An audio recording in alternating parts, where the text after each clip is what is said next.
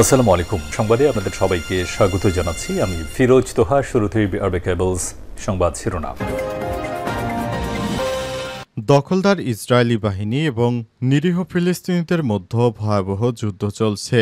আর এই মুহূর্তে আমাদের হাতে এসছে যুদ্ধের ভয়ঙ্কর কিছু আপডেট সংবাদ। প্রথমেই জানাবো, ইসরায়েলের বিমানবন্দরে ভয়াবহ হামলা। নেতানিয়াহু বললেন, আমরা এটা সহ্য করব না, কঠোর প্রতিশোধ নেব।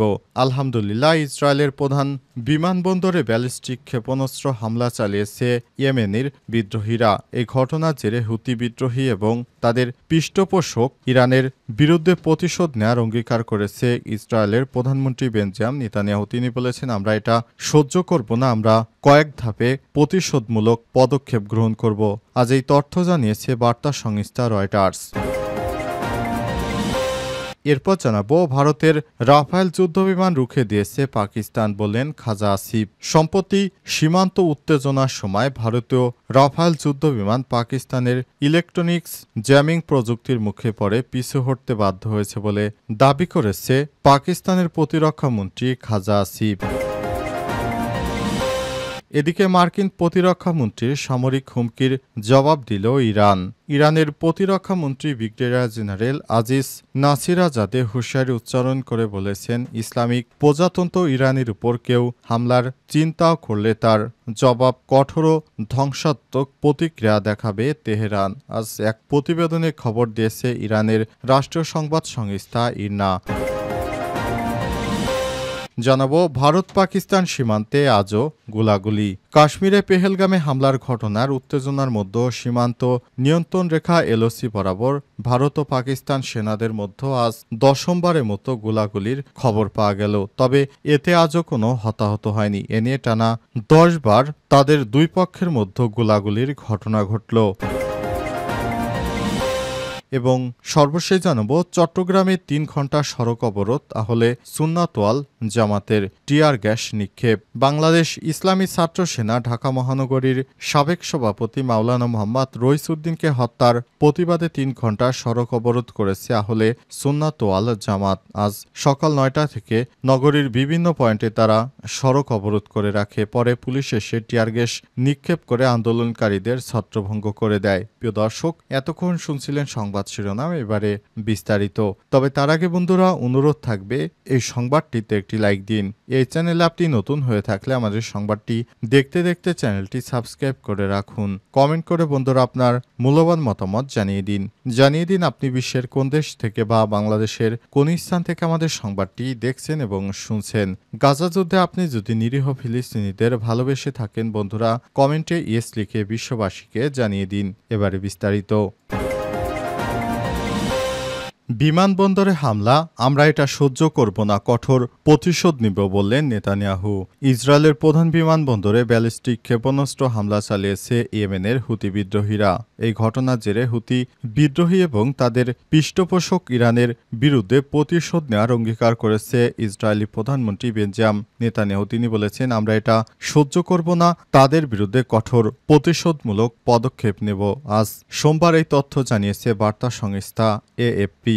সামাজিক যোগাযোগ মাধ্যম টেলিগ্রামে প্রকাশিত ভিডিওতে নেতানিয়াহু বলেছেন, অতীতেও ইরানের সমর্থনপুষ্ট হুতি বিদ্রোহীদের বিরুদ্ধে ব্যবস্থা নিয়েছে ইসরায়েল, ভবিষ্যতেও ব্যবস্থা নেবে। এবার হামলার অর্থাৎ প্রতিশোধমূলক পদক্ষেপ এক দফায় নেওয়া হবে না, বরং বেশ কয়েক দফায় নেওয়া হবে। পরবর্তী টুইটারে এক পোস্টে নেতানিয়াহু বলেছেন, নিজেদের পছন্দ অনুযায়ী বেছে নেওয়ার সময় এবং অবস্থান ইরানকে জবাব দেবে ইসরায়েল।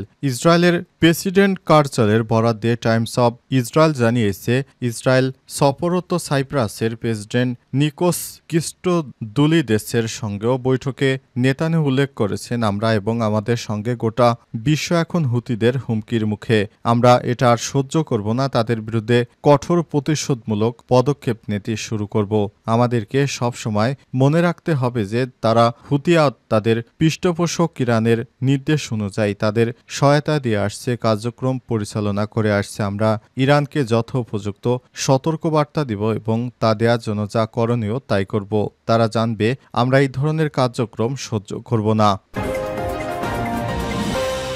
ভারতের রাফাল যুদ্ধবিমান রুখে দিয়েছে পাকিস্তান। বললেন খাজা আসিফ। সম্প্রতি সীমান্তে উত্তেজনার সময় ভারতের রাফেল যুদ্ধবিমান পাকিস্তানের ইলেকট্রনিক্স জ্যামিং প্রযুক্তির মুখে পড়ে পিছু হটতে বাধ্য হয়েছে বলে দাবি করেছে পাকিস্তানের প্রতিরক্ষামন্ত্রী খাজা আসিফ। আজ NROI নিউজের আলোচিত টক শোতে সাওয়াল ইয়াহায় অংশ নিয়ে খাজা আসিফ বলেছেন, ভারত অধিকৃত কাশ্মীরের আকাশ সীমা রাফেল যুদ্ধবিমান প্রবেশ করলে আমাদের প্রতিরক্ষা বাহিনী দ্রুত প্রতিক্রিয়া জানিয়েছে। আমরা ওই বিমানের রাডার এবং যোগাযোগ ব্যবস্থা জ্যাম করে দেই, ফলে ভারতের বিমানগুলো ফিরে যেতে বাধ্য হয়। এই বক্তব্যের মাধ্যমে পাকিস্তান সরকার প্রথমবারের মতো স্বীকার করল যে তারা রাফাল যুদ্ধবিমান প্রতিহত করতে সক্রিয়ভাবে ইলেকট্রনিক যুদ্ধ কৌশল ব্যবহার করছে। উল্লেখ্য, রাফাল হল ভারতের বিমান বাহিনীর সর্বাধুনিক যুদ্ধবিমান, যা ফ্রান্স থেকে আমদানি করা হয়েছে।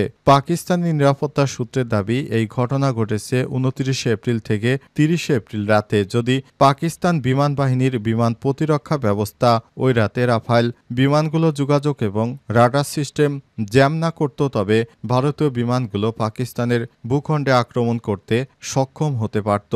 পহেলগাঁয়ে হামলা এবং সম্ভাব্য সংঘাত। খাজা আসিফ আরও বলেছেন, ভারতের সঙ্গে উত্তেজনা এখন বিদ্যমান। পহেলগামের হামলার ঘটনায় আমরা যদি নিরপেক্ষ তদন্তের দাবি না করতাম তাহলে আন্তর্জাতিক সম্পদের দৃষ্টি পাকিস্তানের বিরুদ্ধে আরও কঠোর হতে পারত।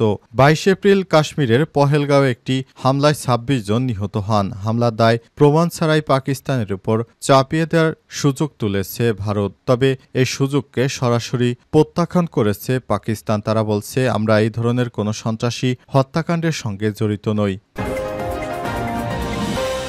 মার্কিন প্রতিরক্ষামন্ত্রীর সামরিক হুমকির জবাব দিল ইরান।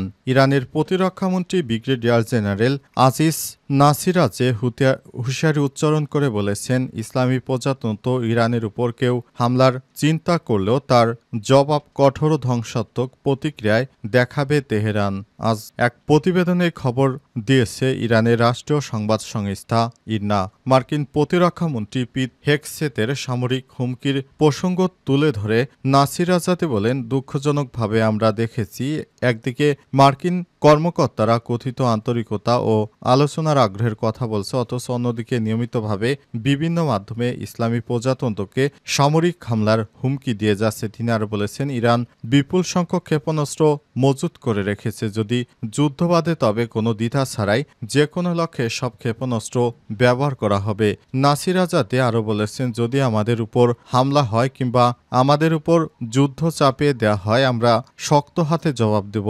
শত্রুদের স্বার্থ এবং ঘাঁটিগুলোর উপর আমরা পাল্টা জবাব দেব, কোনো ধরনের দ্বিধা বা সীমাবদ্ধতা ছাড়াই। এ সময় তিনি সতর্ক করে বলেছেন, আমরা আমাদের প্রতিবেশী দেশগুলোর শত্রু নই, তারা আমাদের ভাই, কিন্তু ওইসব দেশের মাটিতে অবস্থিত মার্কিন ঘাঁটিগুলো আমাদের লক্ষ্যবস্তু হবে।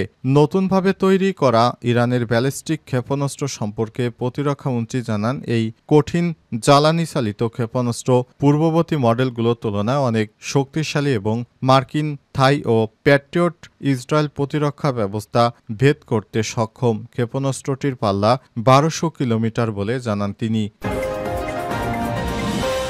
চট্টগ্রামে 3 ঘণ্টা সড়ক অবরোধ, আহলে সুন্নাত ওয়াল জামাতের টিয়ার গ্যাস নিক্ষেপ।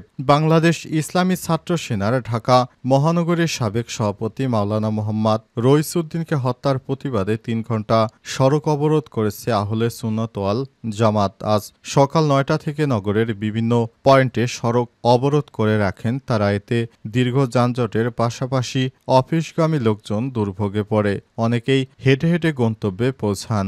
এদিকে সড়ক অবরোধের কয়েকটি পয়েন্টে অবস্থান নিলে পুলিশ তাদের সরিয়ে দেওয়ার চেষ্টা করে। সময় পুলিশের সঙ্গে তাদের বাকবিতণ্ডা এবং ধার ঘটনা ঘটে।